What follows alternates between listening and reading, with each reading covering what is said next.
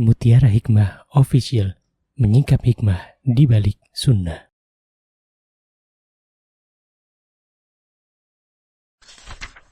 Salurkan donasi terbaik Anda untuk mendukung dakwah Mutiara Hikmah Official.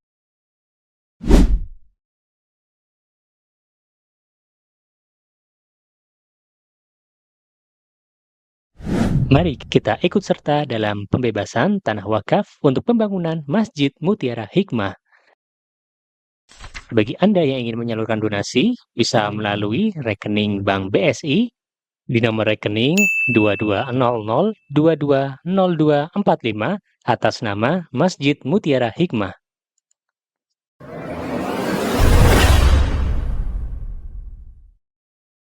Baik para asatidah yang saya cintai karena Allah, hari ini insyaallah kita akan mengupas tentang bagaimana sesungguhnya pendidikan fitrah yang diajarkan oleh Nabi kita Muhammad sallallahu alaihi wasallam.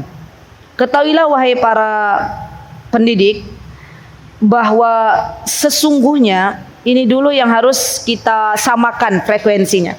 Bahwa sesungguhnya anak-anak yang lahir ke dunia ini sudah dititipkan fitrah oleh Allah Subhanahu wa taala. Sehingga ketika Allah sudah menitipkan fitrah yang baik kepada anak-anak kita, maka sesungguhnya kita sebagai orang tua ataupun sebagai pendidik tidak perlu menjejali sesuatu yang mungkin bagi anak-anak kita belum masanya untuk diperlukan. Yang perlu kita lakukan adalah membersamainya. Yang perlu kita lakukan adalah mengarahkannya. Karena sesungguhnya anak-anak kita lahir sudah diberikan oleh Allah Subhanahu wa taala fitrah-fitrah yang baik. Termasuk di dalamnya fitrah keimanan. Kenapa ana tekankan yang awal tadi?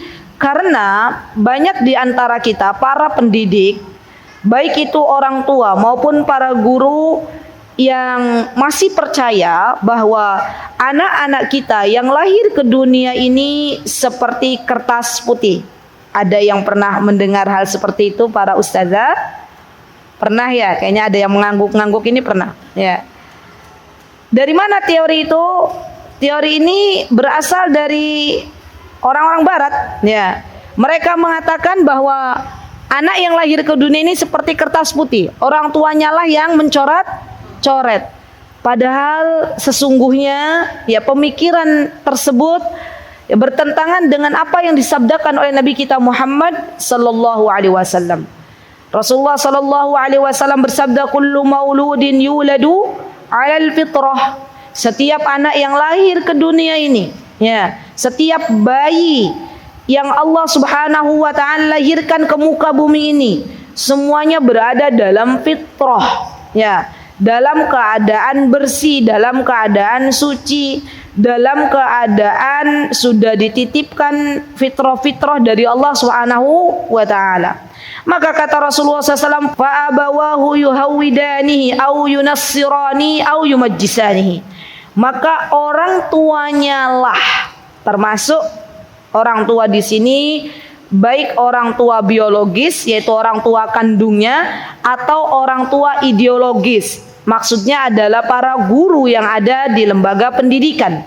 Orang tuanya lah yang menjadikan anak ini seorang Yahudi, seorang Nasrani, dan seorang Majusi. Ya. Para ustadzah tentu sudah tahu apa itu Nasrani, apa itu Yahudi, dan apa itu Majusi. Saya tidak perlu menceritakan kembali karena ini masya Allah ustadzah ada, semoga saya berdoa semoga waktunya cukup. Ya, jadi ada banyak fitrah-fitrah yang nanti insya Allah kita pelajari bersama. Begitu nggih para ustadzah, kita sepakat bahwa anak kita yang lahir ke dunia ini sudah diberikan oleh Allah Subhanahu wa taala fitrah yang lurus.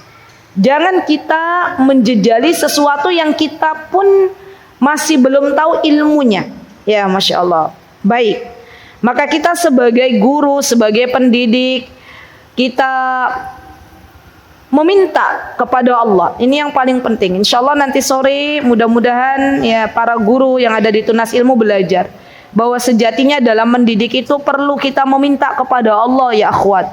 Meminta apa? Meminta agar kita sebagai para pendidik ya dijadikan oleh Allah Subhanahu wa taala pendidik yang tidak melukai fitrah anak-anak.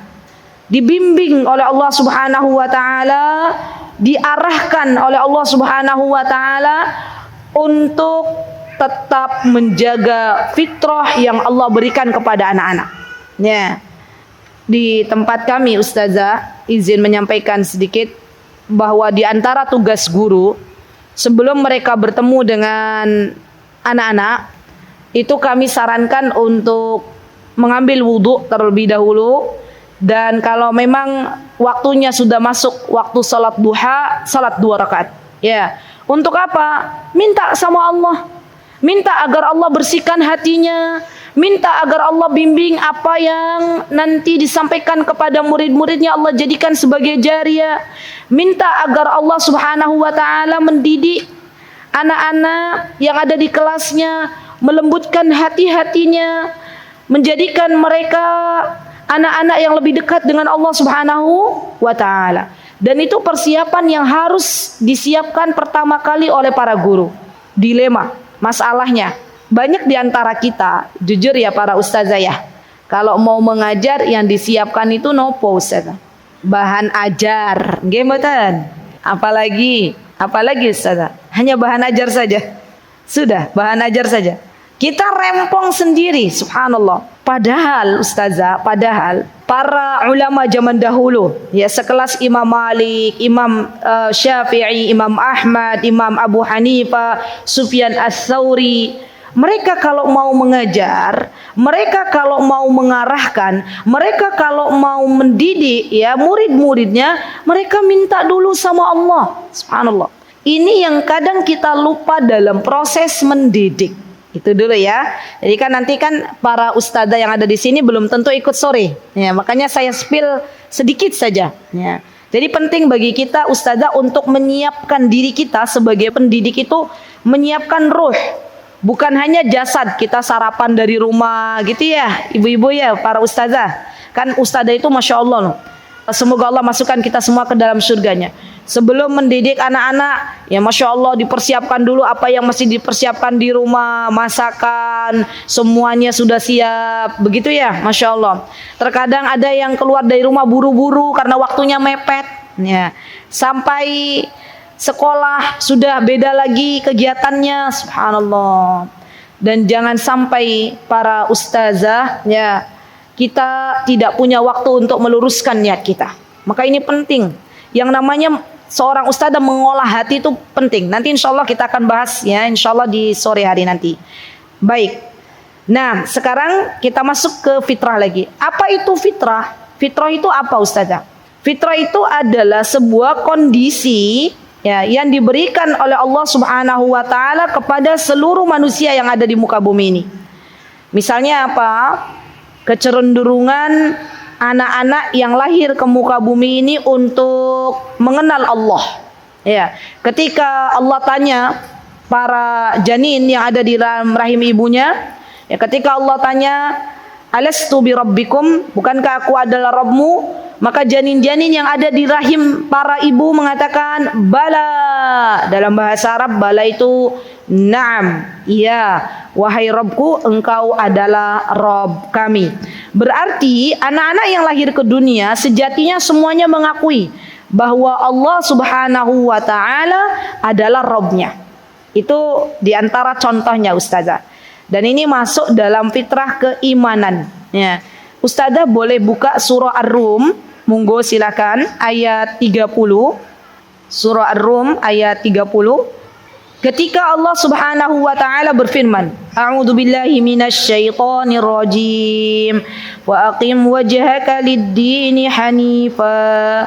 fitratallahi allati fataran nasa 'alaiha la tabdila li khalqillah dzalika ad-dinul qayyim walakinna aktsaran nasi la ya'lamun. Apa kata Allah? Kata Allah, sesungguhnya manusia itu menghadap Allah Subhanahu wa taala sesuai dengan fitrah yang Allah berikan kepada mereka. Berarti Allah zat yang telah memberikan fitrah ini kepada kita semuanya. Ya. Jadi dalam mendidik anak kita harus mengetahui fitrah-fitrah apa saja yang Allah berikan kepada anak-anak kita. Yang pertama, Ustazah, ini yang paling penting adalah fitrah keimanan. Jadi setiap anak yang lahir ke dunia ini sudah mengakui bahwa Allah itu zat yang maha menciptakan. Allah itu zat yang maha memberikan rizki. Allah itu zat yang maha disembah. Tidak ada ilah kecuali Allah Subhanahu wa ta'ala. Maka tugas kita sebagai seorang pendidik ketika kita tahu bahwa anak-anak yang lahir ke dunia ini sudah Allah install dengan fitrah keimanan, maka tugas kita yang pertama adalah mengarahkan anak kita untuk lebih mengenal Allah Subhanahu wa ta'ala. Karena pada hakikatnya mereka sudah mengenal Allah Subhanahu wa ta'ala ketika berada di dalam janin, ketika berada di dalam rahim seorang ibu. Nah, bagaimana caranya? Nah, ini kan nanti beda-beda tuh. Mengenalkan keimanan itu pada diri anak fasenya berbeda-beda sesuai dengan usianya. Kalau boleh saya tanya, para ustazah di sini, ustazah mengampu kelas apa saja ustazah? TK ada? Yang mengampu TK boleh angkat tangan? Yang mengampu TK, PAUD, pra SD, boleh angkat tangan. Yang mengampu pra SD, Masya Allah. Yang mengampu setingkat SD, boleh angkat tangan. Masya Allah. Yang mengampu di atas usia SD, boleh angkat tangan. Yang lain, oh dewasa, Masya Allah, Masya Allah. Baik, baik. Mahasiswi, tahsin ummahat dan akhwat. Baik, minimal mereka bisa mengajarkannya kepada anak-anaknya. Ya, baik. Jadi caranya saya mulai dari tingkat yang paling bawah dulu. Caranya ustazah untuk mengarahkan anak-anak ini lebih dekat dengan Allah Subhanahu wa taala di antaranya adalah mengenalkan dengan rububiyahnya Allah. Contoh misalnya, saya lebih ke aplikatifnya ya. Contoh, anak-anak itu biasanya hobi yang namanya main air. Masya Allah, kalau di Purbalingga hobi main air, anak-anaknya hobi main air atau hobi main apa? Main air ya, senang ya deh ya kalau main air kan. Masya Allah, senyum-senyum.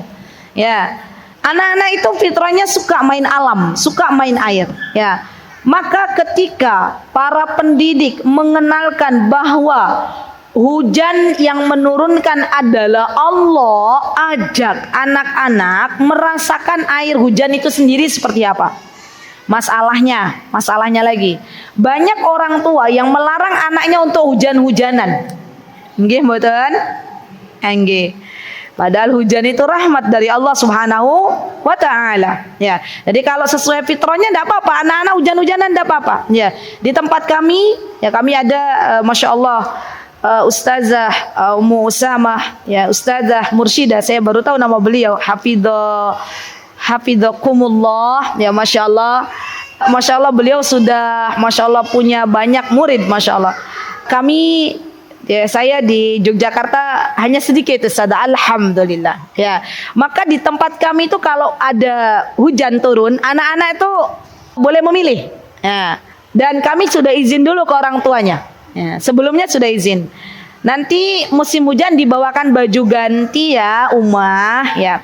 Dan ketika hujan turun, anak-anak dikasih pilihan. Nak mau hujan-hujanan atau ndak hujan-hujanan? Rata-rata dari misalnya dari 10 anak ya, 9 anak mau hujan-hujanan. Satu yang nggak mau hujan-hujanan. Ketika ditanya, kenapa nggak hujan-hujanan nak? Ndak boleh sama mommy.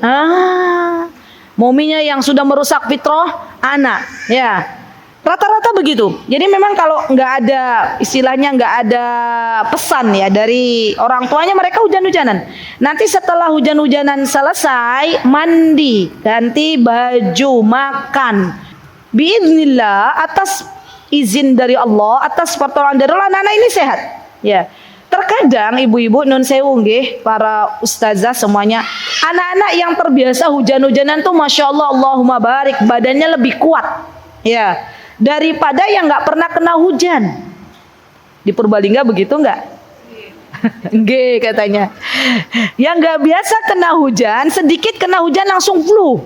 Ya, macam-macam. Tapi anak-anak yang terbiasa dengan air hujan, dengan alam itu masya Allah, Allah kuatkan, masya Allah.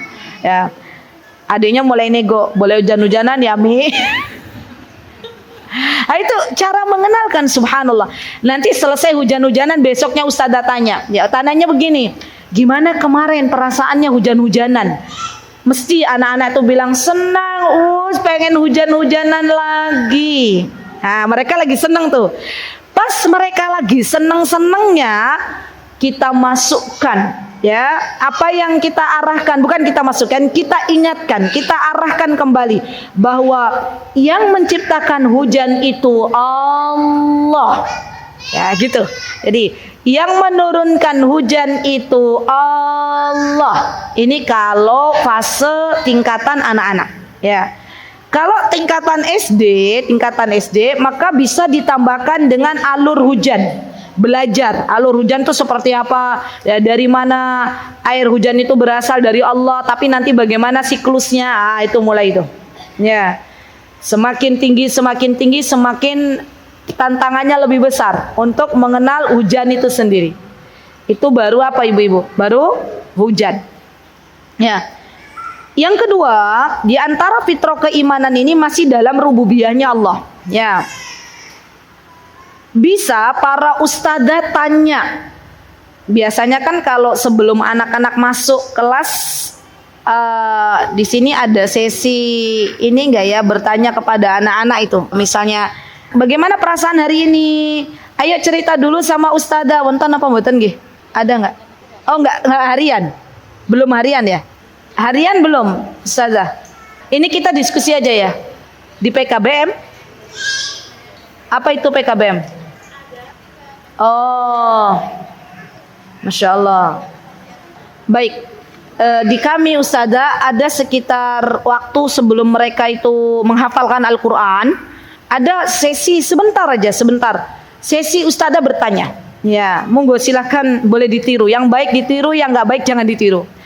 Jadi ustazah bertanya kepada anak-anak, anak-anak, teman-teman, adik-adik, hari ini sudah sarapan? Jawaban anak-anak apa? Sudah ustazah, gitu ya. Dari situ kita mulai mengarahkan lagi, mengingatkan anak-anak. Siapa yang memberikan makan?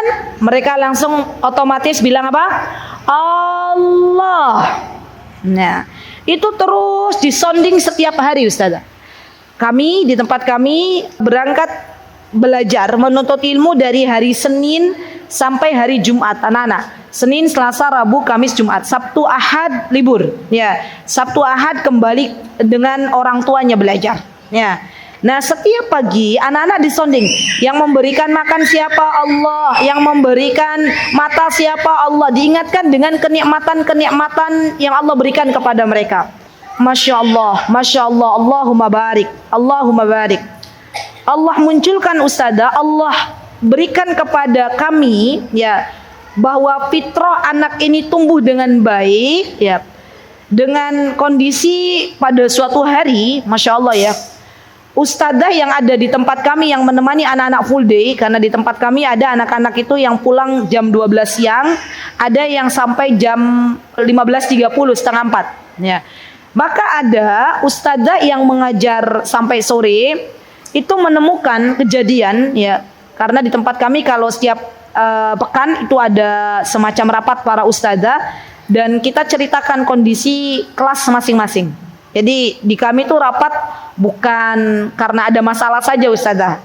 Hampir setiap pekan tuh ada rapat untuk mengevaluasi bagaimana kondisi yang ada di kelas masing-masing. Baik, ceritanya begini. Dan ini subhanallah kisah yang kita sebagai orang dewasa saja malu sama Allah Subhanahu wa taala.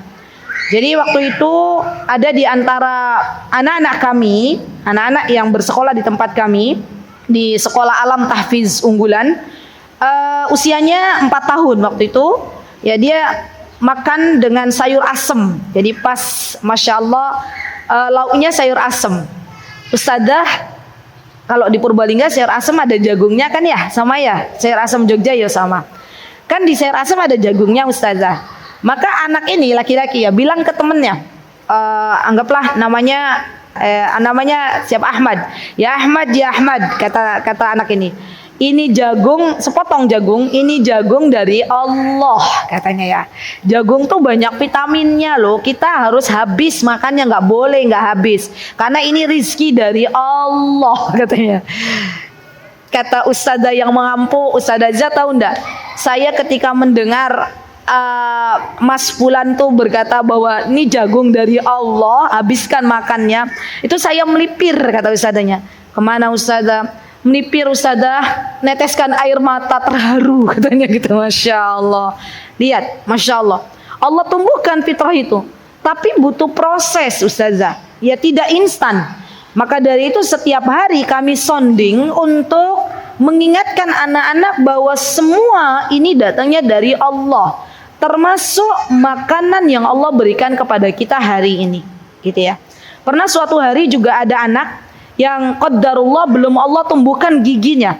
Dia selalu bilang ke ustazahnya, "Ustazah, kenapa ya Allah belum menumbuhkan gigiku?" katanya ya. Apa yang terjadi? Allah tumbuhkan giginya ucapan pertama kali anak ini. Ya Masya Allah, dan ini kami dapat laporan juga dari orang tua. Ucapan yang pertama kali diucapkan oleh anak ini, dia berkata, Alhamdulillah, Alhamdulillah Allah sudah menumbuhkan gigiku. Ya, Masya Allah, Masya Allah, Allahumma barik, Masya Allah. Jadi ini penting bagi kita untuk terus mengingatkan anak-anak kita dengan kebesarannya Allah. Misalnya bagaimana? Ya selain di kelas, ustazah bawa anak-anak ini ke alam. Mungkin di sini ada outing kelas atau field trip, ada? Biasanya kemana? Contohnya ustazah. Kemana? Sekitar pondok. Ada outdoor, mereka bisa lihat ciptaan Allah. Misalnya apa ustazah? Yang besar, gunung sini nggak ada. Kelihatan? Dari sini kelihatan ya? Besar ya? Baik. Air yang mengalir. Sungai, ada sungai. Pernah dibawa ke sana, Nana? Pernah. Ketika field trip atau outing itu apa yang dilakukan para ustazah? Suruh main saja.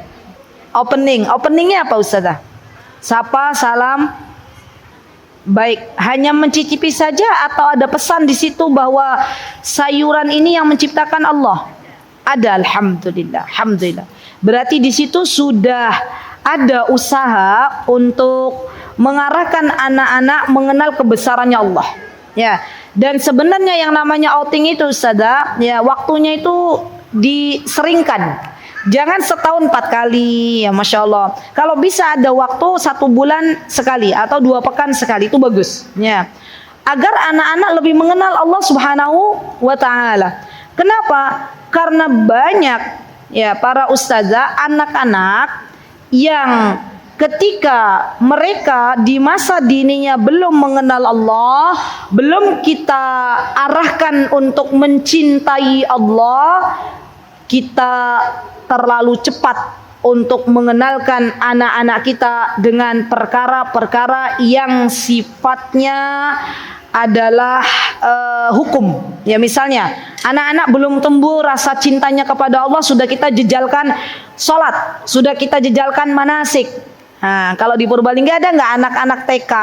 Ya Masya Allah, sudah mulai ada agenda manasik haji dan umroh. Ada. Di Tunas Ilmu ada enggak? Enggak ada, alhamdulillah. Allah selamatkan ya. Alhamdulillah, kalau belum jangan. Jangan. Karena itu fitrahnya sudah bagus, Masya Allah. Biasanya di TK-TK luar ya, itu kan ada tuh agenda manasik gitu ya. Atau anak-anak TK diwajibkan sholat ya, sholat duhur, sholat duha, begitu ya.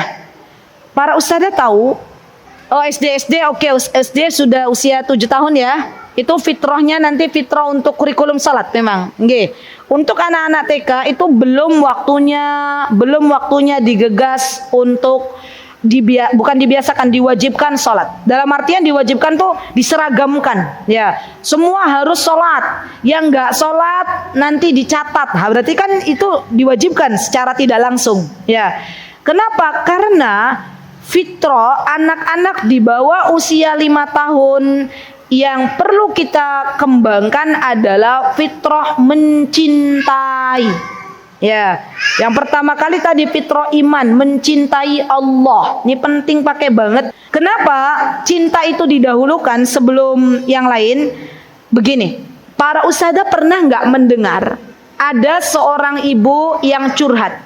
Saya pernah ya mendengar dari jamaah yang berkata kepada saya, ustazah, anak saya itu dari kecil usia 3 tahun sudah rajin ikut sama abinya ke masjid. Sholatnya terjaga, Masya Allah. Tapi kenapa ustazah ketika mereka sudah balik, sudah saatnya mereka wajib untuk sholat, kok kalau masuk waktu sholat masih ya saya harus apa bahasannya bengok-bengok, nah, oprek-oprek gitu ya. Kira-kira wonten apa wonten nggih teng mriki nggih? Kata katanya ya, subhanallah. Kenapa bisa begitu? Karena tahapan fitrahnya diloncati. Ya, jadi fitrah mencintai Allahnya ini yang tidak didapatkan oleh anak-anak kita. Coba deh ibu-ibu, ya ustazah, kalau anak kita sudah mencintai Allah, kalau anak kita sudah dikenalkan bahwa makanan ini dari Allah, sepatu yang kamu pakai dari Allah, penglihatan yang saat ini bisa kita rasakan semuanya datang dari Allah, maka suatu hari ketika ada masanya anak-anak kita usia 7 tahun sampai 10 tahun, mereka dikawal kurikulum anak usia 7 sampai 10 tahun itu kurikulumnya kurikulum sholat dalam agama kita. Sholat, ya. Cukup itu saja, ya. Kalau yang tadi masalah mencintai ilmu, mencintai Al-Quran itu sudah ditanamkan sejak dini. Ya, boleh ditambah dengan menghafal nanti. Ya. Nah, anak-anak yang sudah diberikan fitrah keimanan mencintai Allah, maka bisa diingatkan, nah, yang mewajibkan sholat itu Allah, ya, yang memerintahkan sholat itu Allah. Ibunya mengingatkan, Allah yang senantiasa memberikan kepada kita kenikmatan setiap hari. Masa kita nggak mau sholat, malu sama Allah? Nah, mulai muncul malu bukan kepada manusia tapi kepada Allah. Ya, kami sudah coba ini. Ya, di antaranya anak kami ada yang usianya 19 tahun menuju 20 tahun. Ya, semalam yang menjemput saya di stasiun Ustadzah Azizah, ya sama-sama Azizah, ya Masya Allah. Ya, beliau ketika tahu anak saya sudah besar-besar, Masya Allah katanya. Ternyata mungkin beliau tidak berkata ya, ternyata mungkin saya sudah tua gitu ya, Masya Allah. Jadi usia 19 tahun menuju 20 tahun, usia 15 tahun, usia 8 tahun. Yang usia 8 tahun ini karena laki-laki, maka dikawal ketat untuk sholat ke masjid. Ya, nanti insya Allah ada. Jadi di antara fitrah keimanan yang harus kita arahkan anak-anak usia 7 sampai 10 tahun itu fitrah untuk mencintai sholat. Ya. Dan jangan lengah ibu-ibu. Ya. Kenapa? Karena sekalinya kita lengah di usia 7 sampai 10 tahun yang kita arahkan bukan perkara sholat, maka nanti yang ada adalah kata menyesal. Banyak di antara ibu-ibu di luar sana, anak-anak usia di bawah 10 tahun itu sudah banyak dijejali dengan bahasa asing. Sudah banyak dijejali dengan perkara-perkara yang mereka belum butuhkan. Padahal ada masa-masanya sendiri. Begitu ya. Balik ke anak-anak balita. Sudah, itu yang pertama fitrah keimanan. Caranya dikenalkan dengan alam. Yang kedua adalah fitrah mencintai ilmu atau fitrah belajar. Sebagaimana kita tahu para ustazah bahwa ayat yang pertama kali Allah turunkan kepada Nabi kita Muhammad sallallahu alaihi wasallam apa Ustazah? Masya Allah, pintar semuanya. Masya Allah, Allahumma barik. Al-Alaq ayat 1 sampai 5. Bunyinya nopo nggih? Artinya nopo? Bacalah. Berarti membaca ini perintah dari siapa? Allah.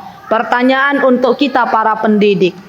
Selama ini yang banyak dibaca oleh kita A. Al-Quran. Ini kayak tebak-tebakan ya. B. Buku yang bermanfaat. C. Sosial media. Mana yang dibaca oleh orang tua atau pendidik zaman sekarang? C.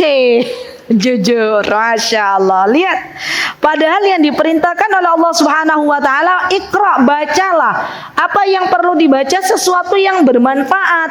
Al-Quran itu dibaca, ditadabburi, diamalkan, bukan hanya dihafalkan. Masya Allah. Dan untuk fitrah, belajar atau mencintai ini perlu proses.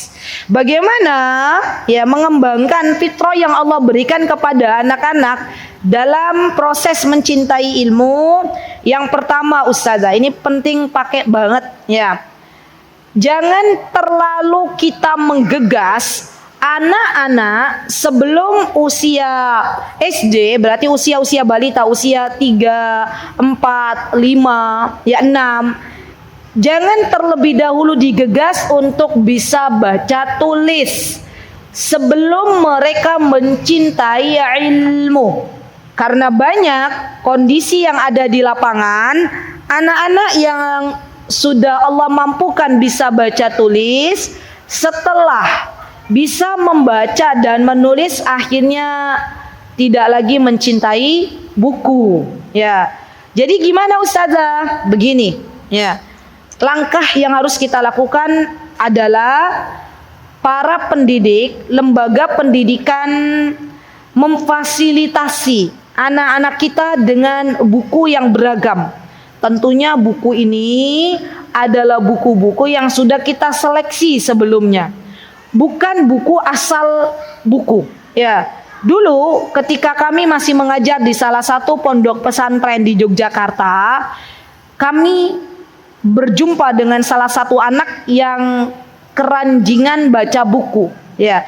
Tapi masalahnya waktu itu orang tuanya tidak mengarahkan anak ini bahwa buku yang dibaca ini buku yang ini, buku ini tidak. Semua buku dibaca, ya.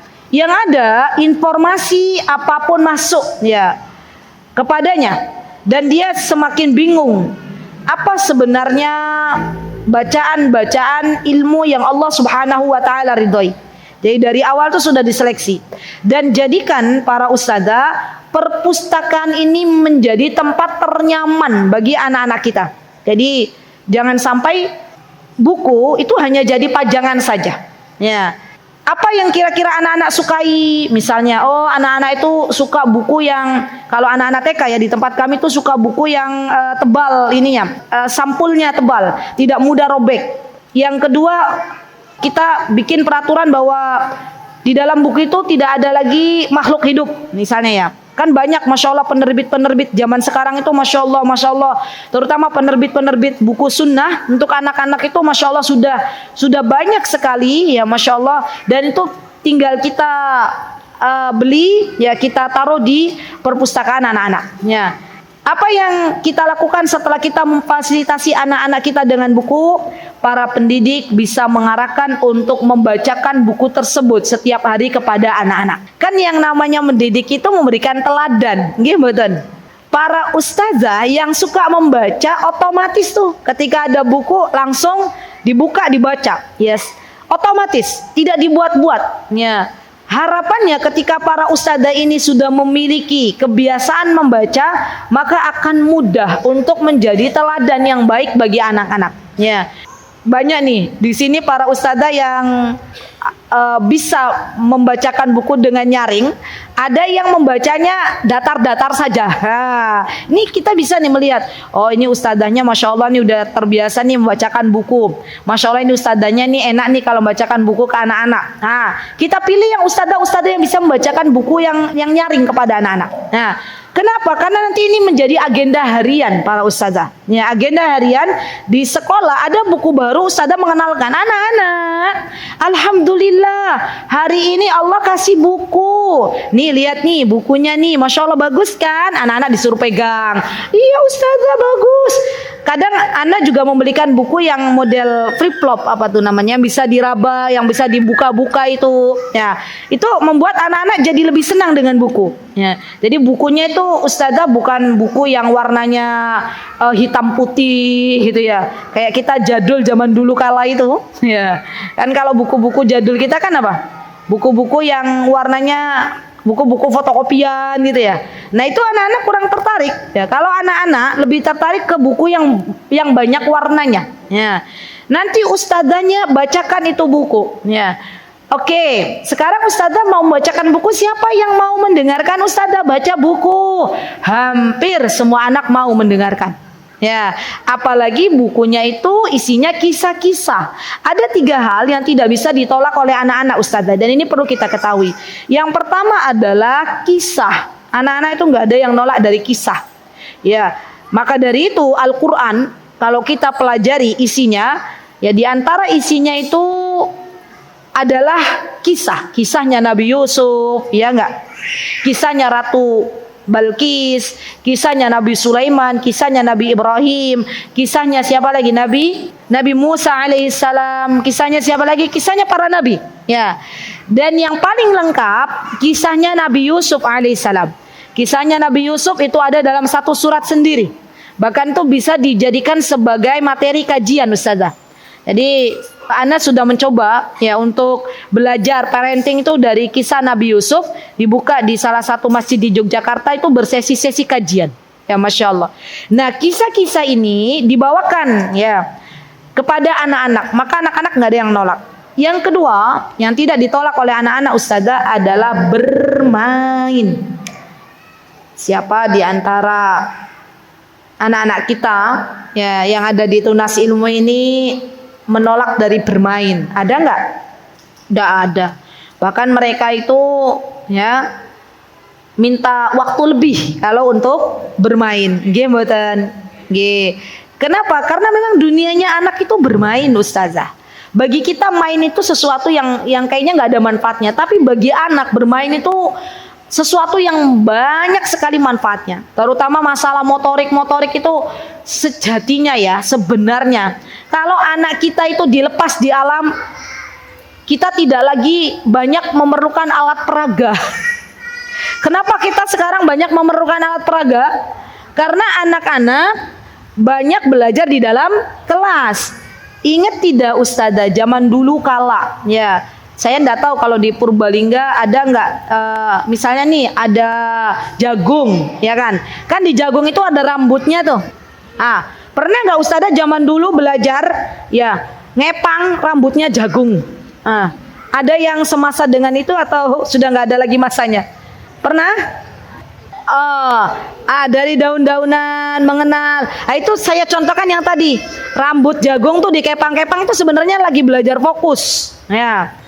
Atau misalnya batu disusun, nah itu juga belajar fokus. Kalau sekarang balok-balok, anak-anak di luar kalau kita masya Allah ya kita silakan anak-anak di luar berkreasi mainan, pasti ada aja yang dijadikan sebagai alat untuk bermain. Coba deh sesekali dilepas, ustazah perhatikan kira-kira apa aja ya yang membantu mereka itu menjadi anak-anak yang bisa mengasah motoriknya lebih bagus lagi.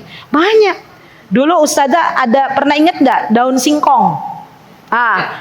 Daun singkong ya itu kan ada batangnya tuh, apa namanya? Bikin kalung, bikin apa lagi? Ini unik lagi, masya Allah. Keriting rambut, lihat. Kira-kira orang besar tuh kepikiran enggak itu mainan buat ngikal rambut? Berarti kan sebenarnya nggak perlu tuh buat ngikal rambut alat gitu ya. Sarah kan sudah ada tuh dari alam. Nggih mboten? Nggih, masya Allah. Anak-anak ketika mereka bermain di alam para ustazah, ketahuilah bahwa kenapa anak-anak kita zaman sekarang itu banyak dikit-dikit HP, dikit-dikit HP, dikit-dikit HP. Karena mereka nggak punya sarana bermain, sedikit sarana bermain. Anak-anak di tempat kami, ya, kalau sudah selesai belajar, kami beri waktu cari ikan. dibukakan pintu belakang cari ikan. Masya Allah ustazah, itu mereka berjam-jam cari ikan. Ya, terutama anak laki-laki. Nanti dari cari ikan tuh akhirnya mereka ngobrol tuh. Nah ini fitrah, bisa belajar fitrah apa? Fitrah berkomunikasi. Ya, saya perhatikan anak laki-laki kalau sudah dapat ikan dari belakang itu, dari irigasi sawah itu, mereka ngobrol sama teman-temannya. Ini ikannya namanya ikan ini, ikan ini, ikan ini, mereka bisa belajar. Ya. Atau bahkan karena mereka Masya Allah fitrah belajarnya sudah tumbuh, mereka minta ke ustadzanya, ustadzah tolong dong dicarikan, difotokan katanya gitu, dicarikan di Mbah Google ini ikan apa. Masya Allah anak-anak zaman sekarang itu cerdas-cerdas, Masya Allah. Terus nanti mereka belajar lagi, ini ikanku lebih besar, ikanmu lihat kecil-kecil tapi lucu katanya, lihat. Masya Allah, belajar, Masya Allah. Jadi fitrah belajar ini ustazah bukan hanya di dalam kelas, tapi juga bisa dieksplor ke alam. Ya, anak-anak zaman dulu. Ustazah ada nggak zaman dulu kala? Nggak tahu saya kalau di Purbalingga ya. Ada bagi anak laki-laki tuh mainan kelereng. Ada ya. Itu kan anak-anak kalau udah selesai bermain kelereng kan dihitung tuh kelereng, dihitung. Kelerengku berapa, kelerengmu berapa, gitu kan ya. Tadinya ya tuh dihitung gitu kan, 1, 2, 3, 4 itu sebenarnya sedang belajar apa? Belajar menghitung, Masya Allah, dengan cara bermain. Coba kalau anak-anak kita ya, duduk nak, hitung-hitungan, 2 tambah 2 sama dengan, mereka bingung 2 tambah 2 sama dengan berapa, nalarnya lama loadingnya. Tapi kalau kita lepaskan di alam, tolong bawakan batu ya, bawakan sekarang batu ke ustazah. Masing-masing anak bawa 3 batu. Mereka senang? 1, 2, 3 dikumpulkan, dihitung. Mas tadi ada berapa? Di sini anak-anak jadi 10, dihitung semua 3, ditaruh, dihitung. Ayo ada berapa? Senang nggak mereka belajar? Senang. Dikira mereka bermain, padahal belajar. Nah itu yang perlu kita tumbuhkan lagi ibu-ibu. Ya ustazah. Jadi sekarang itu banyak di antara kita itu anak-anak itu belajar identik dengan kertas, dengan hitung-hitungan di dalam kelas. Tidak, mereka bisa belajar di alam. Ya, dan ini bagian dari fitrah anak-anak. Baik. Yang ketiga, tadi kan yang pertama berkisah nih. Yang kedua tadi apa? Yang ketiga hadiah. Hadiah. Ada nggak ustazah anak-anak Purbalingga di sini yang kalau dibelikan mainan menolak? Yang gak ada, semuanya mau, ya kan? Seneng kan ibu-ibu? Kalau dibelikan mainan anak-anak kan nggak ada kan yang judulnya nggak usah Umah, saya tawadu, nggak mau lah, nggak usah mainan, kan nggak ada, mesti mau. Nah, maka tugas kita di lembaga pendidikan menghadirkan mainan itu. Caranya bagaimana? Kalau di tempat kami itu setiap hari Jumat kami hadirkan mainan. Mainannya bagaimana? Mainan yang mengedukasi. Ya, jadi anak-anak dikasih namanya reward. Ya, setiap hari Jumat itu hari terakhir sekolah. Ya, dan itu ada ustazah yang memang khusus ditugaskan untuk membeli mainan itu. Mainannya ustazah tidak perlu mahal. Ya, mainan yang 2000-an kan ada zaman sekarang. Ya, tahu gangsing itu? Zaman dulu gangsing itu anak-anak seneng banget loh. Gangsing harganya nggak lebih dari 5.000. Tapi ketika di hari Jumat itu kita berikan kepada anak-anak, kita sounding dulu. Anak-anak, alhamdulillah kita bersyukur kepada Allah. Allah yang telah memudahkan kita untuk bersama Al-Quran dari hari Senin sampai hari Jumat. Maka apresiasi yang ustazah berikan untuk kalian adalah mainan. Nanti ada buku riwayat, bukunya tuh ada sendiri tuh. Jadi mereka kalau pas lagi fokus menghafal, nyetornya bagus, dikasih stiker. Nah nanti stiker itu dikumpulkan. Kalau yang stikernya utuh, sempurna, boleh dapat mainan. Kalau enggak, mainannya ditunda. Nah, ini cara anak-anak agar lebih termotivasi untuk belajar lebih disiplin, gitu ya. Oke. Nanti monggo bisa silahkan dikembangkan di sekolah masing-masing. Begitu, nggih. Jadi mainan, berkisah dan apa tadi, hadiah. Ini 3 hal yang tidak ditolak oleh anak-anak. Ya, balik ke fitrah ilmu. Jadi Yang namanya fitrah ilmu adalah fitrah yang Allah Subhanahu wa taala berikan kepada mereka. Ya. Oh iya Ustazah, saya lupa. Ini contohnya begini. Kenapa anak-anak itu sudah dihadirkan fitrah belajar? Contoh begini. Alhamdulillah Allah ingatkan. Para ustazah pernah nggak mendapati anak yang belajar naik sepeda? Ya. Baru mereka belajar naik sepeda jatuh. Ya. Macam-macam tuh, ada lukanya hari ini di lutut, ya besok di siku. Coba tanya deh, mau belajar naik sepeda lagi nggak? Anak-anak jawabnya apa? Besok belajar lagi, jatuh, kena apanya? Kena telinganya. Masih belajar naik sepeda lagi besoknya? Mau. Yang melukai, ya fitrah anak-anak itu kadang siapa? Kadang biungnya, ya. Biungnya bilang apa? Oh cucu gitu ya. Udah. Itu lukanya udah banyak di lutut, di siku, di telinga ya.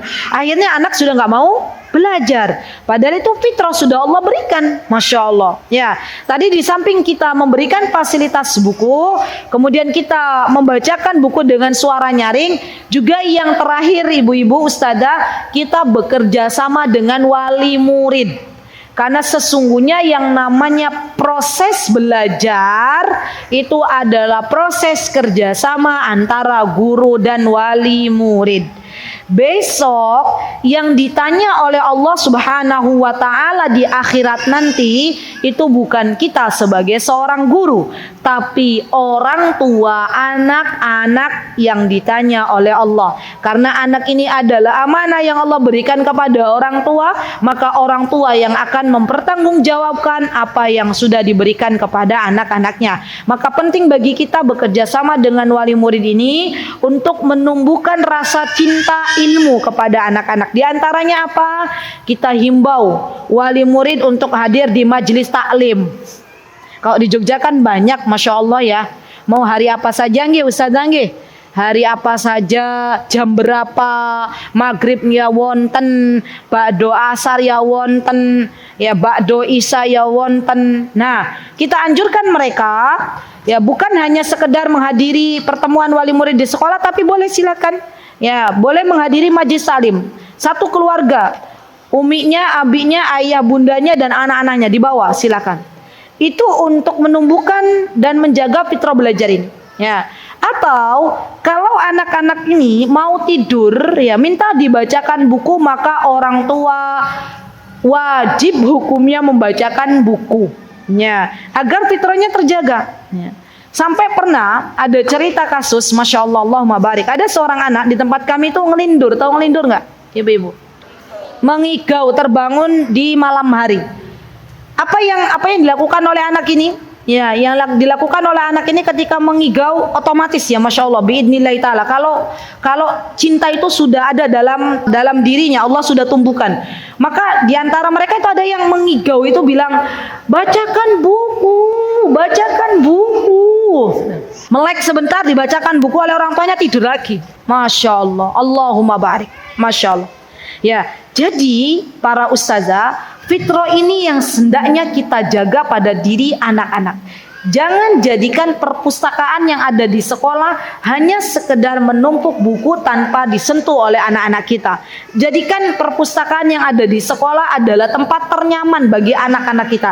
Biarkan mereka menyentuh buku, biarkan mereka membolak-balik buku, dan tidak perlu disesali manakala ada buku yang robek. Karena memang dunianya anak-anak adalah dunia yang mereka belum paham, ya enggak? Saking semangatnya mereka membolak-balikan buku, ya. Masya Allah, Allahumma barik Ustazah, Masya Allah. Ketika orang tua ini sudah menjalin ya hubungan baik dengan sekolah, Masya Allah, di rumah ya, Masya Allah, orang tua menyediakan buku. Ini terlihat pada diri anak-anak ya. Jadi anak-anak yang di rumah itu Masya Allah dilatih atau dibersamai oleh orang tuanya dalam mencintai ilmu. Ketika masuk ke ruangan sekolah, ke halaman sekolah itu, yang pertama kali dicari adalah buku ya. Assalamualaikum, salam sama ustadzahnya ya, bersalaman. Maka yang pertama kali bukan masuk kelas tapi buku ya. Ustadzah, saya pinjam buku, dibawa ke kelas. Oke, boleh. Ditaruh tas, baca buku. Walaupun mereka belum bisa membaca. Ya dibolak-balik, bolak-balik, bolak-balik. Nanti kalau ada waktu ustazah menawarkan, nak boleh nggak dibacakan bukunya? Boleh ustazah. Masya Allah ustazah, mereka paham dengan halaman yang ada di dalam buku itu tanpa mereka bisa membaca. Masya Allah. Dan ini yang perlu kita tanamkan. Baik, yang ketiga, ya fitrah apa yang mesti kita tanamkan pada diri anak-anak? Ya Masya Allah. Di antaranya adalah fitrah adab, dan ini yang paling penting, karakter-karakter baik, adab ini harus kita dahulukan sebelum ilmu itu sendiri. Jadi fitrah mencintai ilmu sudah kita berikan terlebih dahulu, mencintainya bukan ilmunya. Ya. Dan selanjutnya adalah menumbuhkan fitrah adab. Ya. Sebagaimana kita ketahui bahwa Rasulullah Sallallahu Alaihi Wasallam diutus ke muka bumi ini untuk memperbaiki akhlak. Ya, apa kata Rasulullah SAW? Innama bu'istu limasalihal akhlak. Ya, innama bu'istu, sesungguhnya aku diutus ke muka bumi ini untuk memperbaiki akhlak. Ya, jadi kalau ada hadis innama bu'istu liutammima makarimal akhlak, ini hadisnya dhaif. Tidak kuat. Yang kuat, yang sahih adalah innama bu'istu limasalihal akhlak. Ya, bahwa sesungguhnya kata Rasulullah, aku diutus untuk memperbaiki akhlak. Nah, caranya bagaimana para pendidik untuk mengarahkan, menumbuhkan fitrah ini pada diri anak-anak? Di antaranya menjadi teladan yang baik. Ya, ini penting nih, teladan itu sesuatu yang memang dibutuhkan oleh anak-anak. Metode terbaik dalam membersamai anak-anak ini teladan. Terkadang anak-anak itu, ibu-ibu, ustazah akan lebih cepat meniru apa yang dilakukan oleh ustazahnya daripada ucapannya. Gitu ya. Contoh misalnya, adab ya, contoh misalnya. Saya contohkan yang ada di tempat kami ya. Oh iya, misal begini. Ustazah minta tolong ke anak-anak. Contoh misalnya. Mas, ustazah minta tolong. Apa tadi? Minta tolong. Boleh nggak ustazah minta tolong? Tanya dulu. Boleh us ya. Boleh minta tolong dibawakan apa dari kelas? Ya, misalnya balpen. Tolong ya, bawakan balpen ustazah, minta tolong. Masya Allah, anak-anak tanpa kita sounding, anak-anak harus minta tolong, harus minta tolong. Itu nanti mereka akan terbiasa ketika meminta sesuatu kepada teman-teman sebayanya, maka mereka minta dengan adab. Ya, dengan dalam kondisi mereka mengatakan, boleh nggak aku minta tolong? Apa yang diberikan teladan dari para ustadzah, didapatkan dari para ustadzah, maka mereka pun Masya Allah mengamalkannya dalam kehidupan sehari-hari bersama teman-temannya. Ya, dan ini Masya Allah sudah kami biasakan. Ya, atau misalnya ustadzah ketika ini diantara adabnya ya, ketika mereka bertemu dengan anak-anak, maka mereka tersenyum. Nah, ini adab, tersenyum. Ya. Maka anak-anak akan meniru apa yang ustazahnya lakukan, ya. Berjumpa dengan ustazahnya mereka tersenyum. Dan kalau kita tahu bahwa di dalam agama kita ini senyum itu bagian dari apa, ibu-ibu? Sedekah, begitu kan? Dan penting bagi para ustazah ya. Kalau punya problem di rumah, di sini ustazahnya rata-rata sudah menikah nggih? Sudah punya anak kan? Masya Allah. Biasanya nih para ustazah, kalau ada masalah di rumah itu terkadang terbawa sampai ke sekolah. Nggih mboten? Ya. Di rumah ada masalah apa, lagi bad mood, ya. Sampai di sekolah jadi susah tersenyum. Maka lupakan sejenak masalah-masalah itu.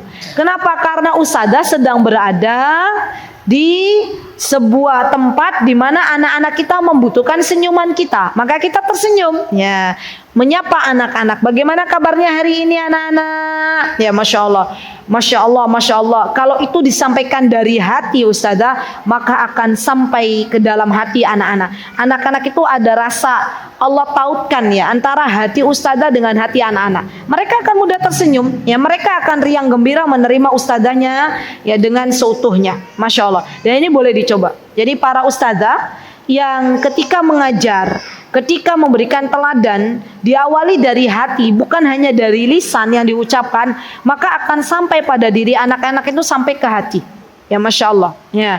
Dan ini penting bagi kita para ustadzah. Jadi yang namanya mendidik itu bukan hanya sekedar menyampaikan sebuah informasi, bukan. Ya.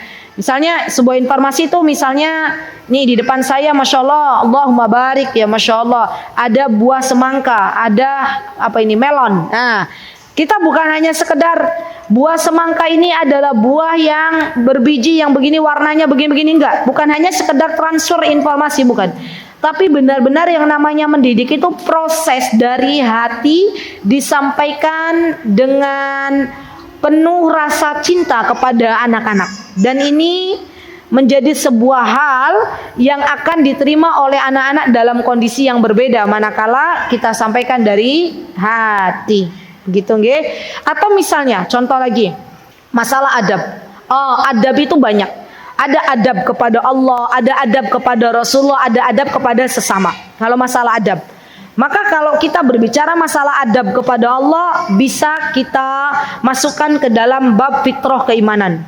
Adab kepada Rasulullah, kita mau mengajarkan kepada anak-anak adab kepada Rasulullah, maka kita bisa mengajarkan, ya, di hari Jumat kita ingatkan anak-anak untuk memperbanyak sholawat. Ya, sholawat yang dianjurkan oleh Nabi kita itu seperti apa?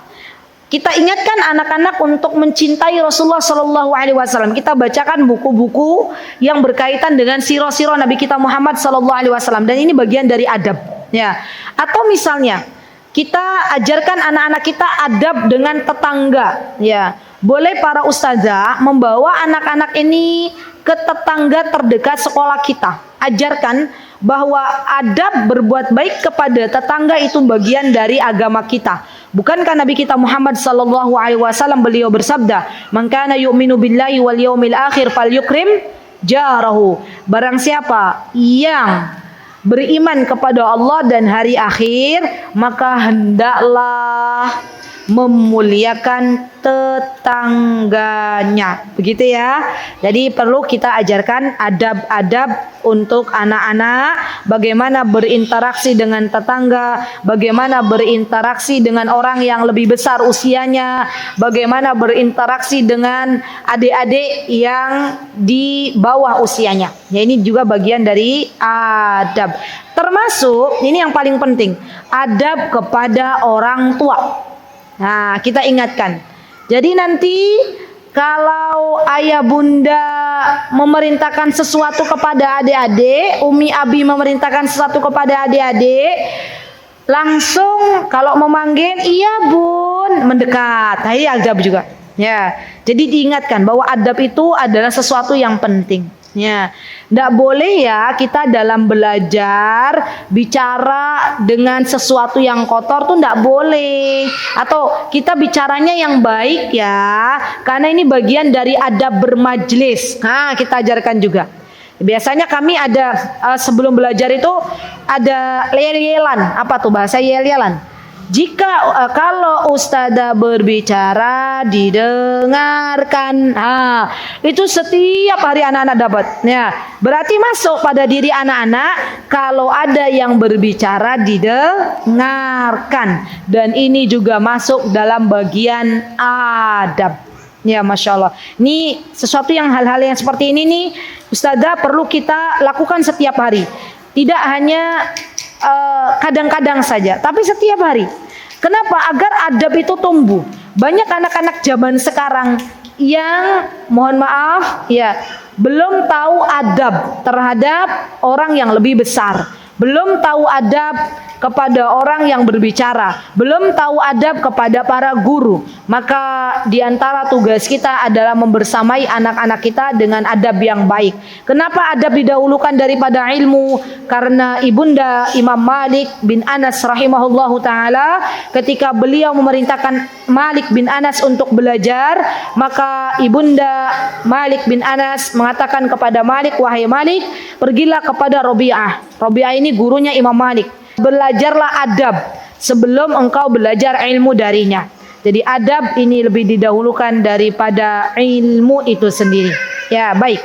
Kemudian fitrah apa Ustazah yang perlu kita kembangkan pada diri anak-anak selain fitrah belajar, fitrah iman, fitrah adab ya. Maka yang paling penting adalah fitrah bakat atau potensi. Ini juga penting banget nih. Masya Allah. Bagaimana cara mengembangkannya? Begini. Para ustadzah yang saya cintai karena Allah, setiap anak yang lahir ke dunia ini punya keunikan masing-masing. Ya.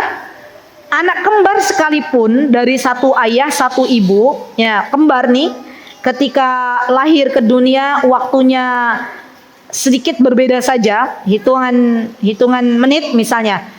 Tapi Allah sudah titipkan kepada anak-anak kita kelebihan potensi bakat masing-masing.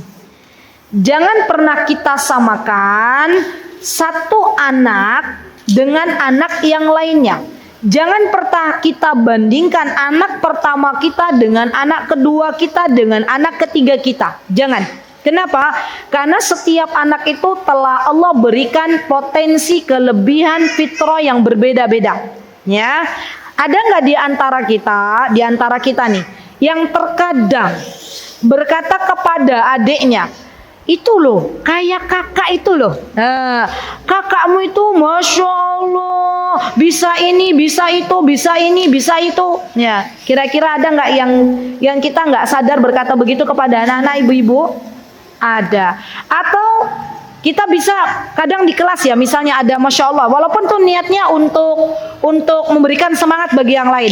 Anak-anak, coba dia lihat, Mas ini nih, ya misalnya, Mas Fulan ini, masya Allah dia bisa menggambar, dia bisa menghafal Al-Quran, dia bisa begini A B C D. Coba lihat, tiru nih anak ini. Nah itu sebenarnya masya Allah sesuatu yang seharusnya tidak kita berikan itu kepada anak-anak. Ya, karena setiap anak itu unik. Setiap anak itu diberikan kelebihan oleh Allah Subhanahu wa taala. Maka tugas kita sebagai seorang ustadzah mengamati keunikan masing-masing dari setiap anak. Contoh ustadzah, ada anak-anak itu yang masya Allah Allah berikan kelebihan menghafal dengan cepat. Di tempat kami baru ada satu anak, masya Allah baru ada ya ustadzah, yang keluar dari TK, ya masya Allah Allah titipkan 14 juz untuk bisa menghafalkan Al-Quran. 14 juz itu bagi kita orang dewasa sedikit napa banyak nih ibu-ibu? Ustazah, kita menghafal juz 30 aja kadang, ya hari ini hafal, besok wallahu taala a'lam. Ya. Begitu ya, kira-kira ya. Banyak yang senyum ini para ustazah ya.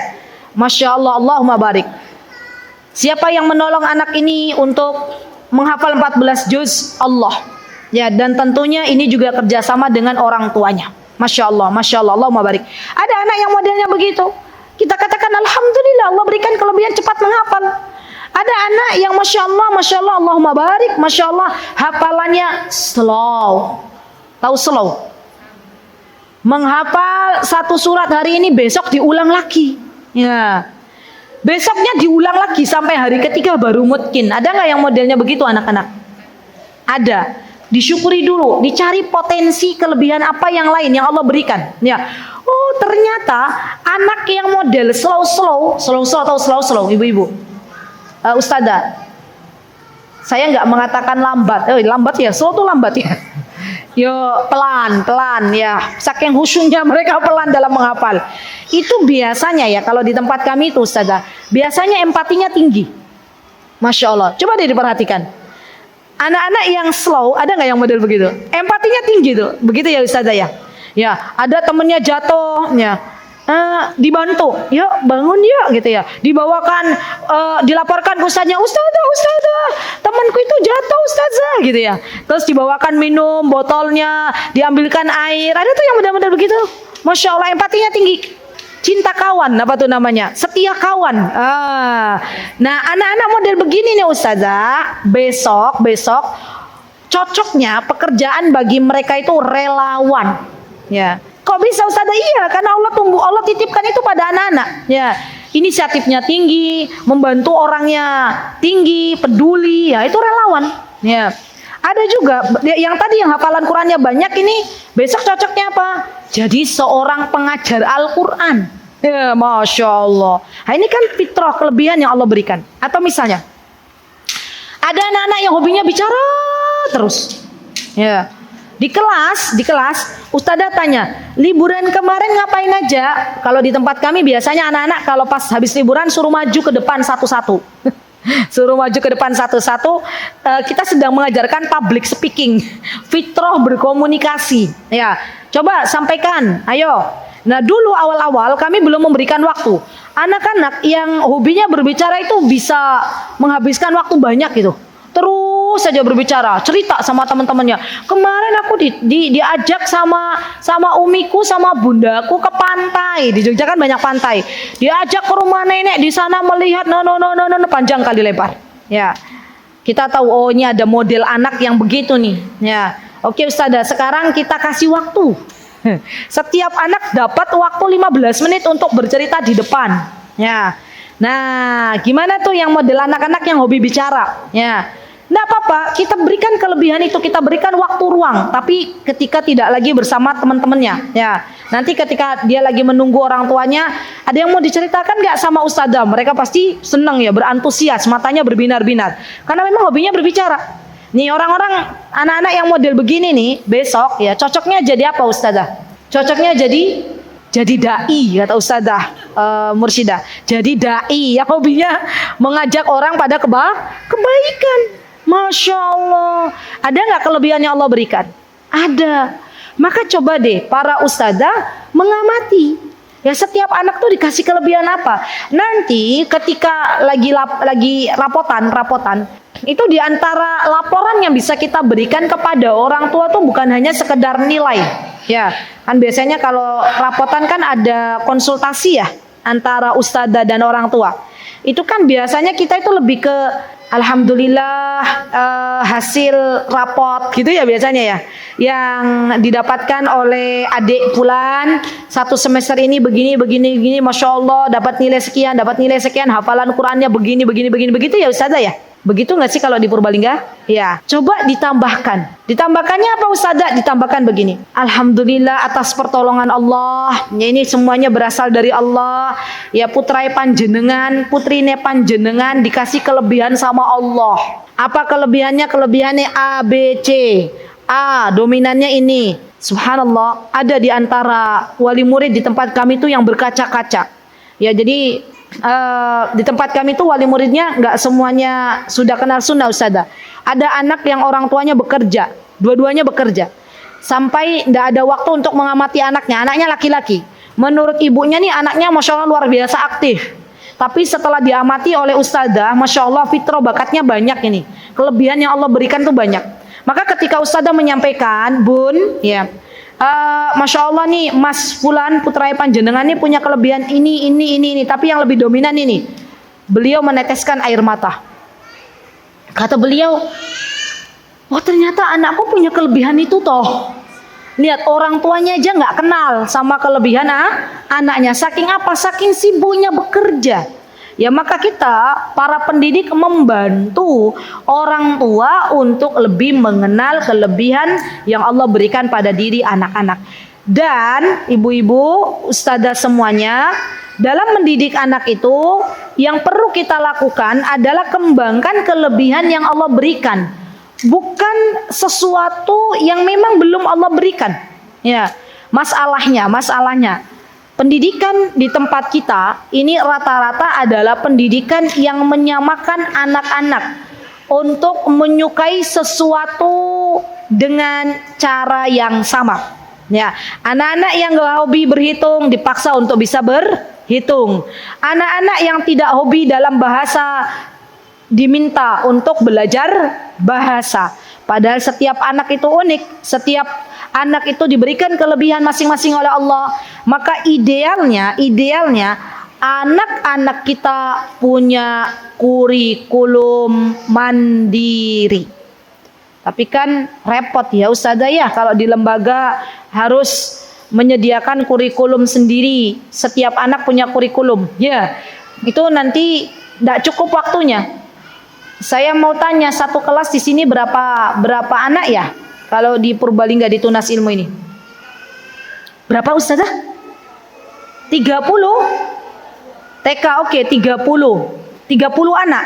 Allahu Akbar, Masya Allah, Allahumma barik. Masya Allah, Allah kuatkan para ustazah di sini 30. Masya Allah. Nun sewu, ngapunten ustazah. Itu efektif ya 30 itu? 30 us 2 kayaknya. 30 berapa ustazah? 4. Dalam satu ruangan tuh 30 anak. Masya Allah, Masya Allah, Allahumma barik. Masya Allah, Masya Allah. Ustazah yang mengampu, Masya Allah, bisa mengamati satu-satu gitu ya? Atau ada tantangan-tantangan tersendiri? Ada tantangan tersendiri, Masya Allah. Jadi idealnya Ustazah, idealnya satu anak itu diampu oleh satu pendidik. Itu kita berbicara masalah ideal. Maka yang namanya pendidikan ini sejatinya dikembalikan ke orang tuanya masing-masing. Ya, jadi zaman sekarang ya Masya Allah ada banyak orang tua yang sudah memutuskan untuk menghome education atau menghomeschooling-kan anak-anak. Ya, dan kami ya saya dan suami termasuk praktisi homeschooling. Ya, jadi kami punya anak 3, alhamdulillah wa syukurillah. 2 anak ini yang perempuan ini pernah homeschooling bersama kami. Ya, yang kami rasakan ketika menghomeschooling-kan anak-anak, kami diberikan kesempatan oleh Allah untuk melihat apa kelebihan anak pertama, apa kelebihan anak kedua. Ya, dan itu Masya Allah menjadi modal bagi kami untuk mengarahkan ya ke arah yang selanjutnya. Jadi penting bagi orang tua untuk mengamati setiap anak, kelebihannya apa-apa. Oh, anak-anak ini yang pertama kelebihannya ustazah hafalannya cepat. Ya, Masya Allah. Berarti diarahkan anak ini yang pertama ini untuk mendalami Al-Quran. Tuntaskan hafalan Al-Qurannya dulu 30 juz. Ya, kalau bisa lebih afdal lagi, cari guru yang terbaik. Ya, kalau zaman sekarang kan ada guru yang bersanad, ya, maka cari guru yang sanadnya dekat dengan Rasulullah SAW. Nah ini Masya Allah afdal, ya, yang paling utama. Yang kedua, anaknya bukan nggak suka, kurang senang ketika harus menghafalkan Al-Quran lebih cepat. Tapi anak ini, Masya Allah, Allahumma barik, Masya Allah perasa, ya. Jadi empatinya lebih tinggi. Maka kita berikan peluang anak ini, ya, yang perempuan ini untuk banyak dengan uminya, ya, karena perasaan ini lebih dominan kepada orang tua dari pihak ibu. Ya, kita asah perasaan yang ada pada diri anak-anak ini untuk menjadi lebih baik. Ya, dan anak-anak yang model begini nih, ya, yang perasa, Masya Allah, ya empatinya tinggi. Ini nanti ke depannya, Masya Allah, bisa menjadi seorang dari da'iyah atau da'i, ya, yang bisa mendengarkan curhatan orang lain, ya, karena dibutuhkan zaman sekarang, ya, dibutuhkan ibu-ibu kita ini membutuhkan seseorang yang mendengarkan cerita kita. Gimana? Ketika ada problem, yang pertama kali kita ceritakan kepada siapa? Allah. Tapi kadang kita juga butuh kepada sosok, ya, orang-orang yang perlu kita ceritakan untuk mendapatkan solusi di dalamnya. Anak-anak yang model yang dia perasa, Masya Allah empatinya tinggi, ini cocok banget, ya, cocok banget menjadi teman yang bisa memberikan manfaat kepada orang lain untuk mendengarkan cerita-cerita, ya. Dan ini adalah ibadah. Ibadah itu luas cakupannya. Di dalam agama kita ibadah bukan hanya sekedar salat, bukan hanya sekedar saum, tapi berusaha untuk membantu orang lain, ya, mengangkat kesulitan-kesulitan orang lain, memberikan solusi-solusi, ini juga dihitung ibadah di hadapan Allah. Nah, jadi yang perlu kita tumbuhkan adalah kita ajarkan kepada anak-anak kita, terutama yang berkaitan dengan kelebihan masing-masing anak. PR, Ustazah. Ustazah PR, ada PR. Nanti masuk kelas, Ustazah mengamati setiap kelebihan anak-anak, by data, dengan data ditulis. Datanya bukan hanya, oh anak ini Masya Allah, dia hobinya berbagi, Masya Allah, ini kelebihan yang Allah berikan. Ya, ditulis apa? Ya, Masya Allah. Anak-anak yang hobinya berbagi, kita doakan semoga suatu hari kelak menjadi seperti Utsman bin Affan. Ya, Allah titipkan harta, masya Allah, harta itu digunakan untuk menolong agamanya Allah Subhanahu wa Ta'ala. Atau sudah ada yang menuliskan kelebihan anak-anak? Setiap anak, ya setiap anak tidak dikecualikan, tapi diberikan satu persatu jatah untuk menumbuhkan kelebihannya masing-masing. Baik, dan ini perlu diasah dan perlu dikomunikasikan dengan orang tua sehingga orang tua tahu, oh kelebihan anak saya begini, berarti yang diasah adalah kelebihannya. Ya, kekurangannya bagaimana Ustazah? Setiap kita punya kekurangan, tidak ada yang sempurna. Ya, kekurangannya boleh ya kita lakukan, tapi yang diasah adalah kelebihannya. Karena Allah Subhanahu wa Ta'ala menciptakan kita di dunia ini untuk beribadah. Nabi kita Muhammad sallallahu alaihi wasallam, beliau bersabda bahwa khairun nasi anfa'uhum linnas. Manusia, sebaik-baik manusia adalah yang banyak memberikan manfaat untuk orang lain. Harapannya kalau anak kita masya Allah bahagia dengan apa yang Allah berikan, dengan kelebihan masing-masing, maka harapannya mereka akan dilejitkan oleh Allah Subhanahu wa Ta'ala sesuai dengan kelebihan yang Allah titipkan pada diri anak-anak. Jangan sampai kita zalim dalam mendidik anak-anak, jangan sampai kita memaksa anak-anak untuk melakukan sesuatu yang mereka belum menguasainya, yang mereka belum mencintainya, karena hal ini akan merusak fitrah yang Allah Azza wa Jalla berikan. Baik, insyaallah Ustazah cukup. Jazakunallahu khaira untuk kehadirannya dalam pertemuan kali ini. Semoga apa yang didapatkan oleh para ustazah dapat diamalkan dalam kehidupan kita sehari-hari, terutama ketika kita membersamai anak-anak. Jikalau ada yang baik, yang benar tentunya datang dari Allah. Jikalau ada yang salah datang dari saya pribadi, saya memohon maaf yang sebesar-besarnya. Aqulu qauli hadza wa astaghfirullah li wa lakum wa akhiru da'wana anil hamdulillahi rabbil alamin. Wassalamualaikum warahmatullahi wabarakatuh. Mutiara Hikmah Official, menyingkap hikmah di balik sunnah.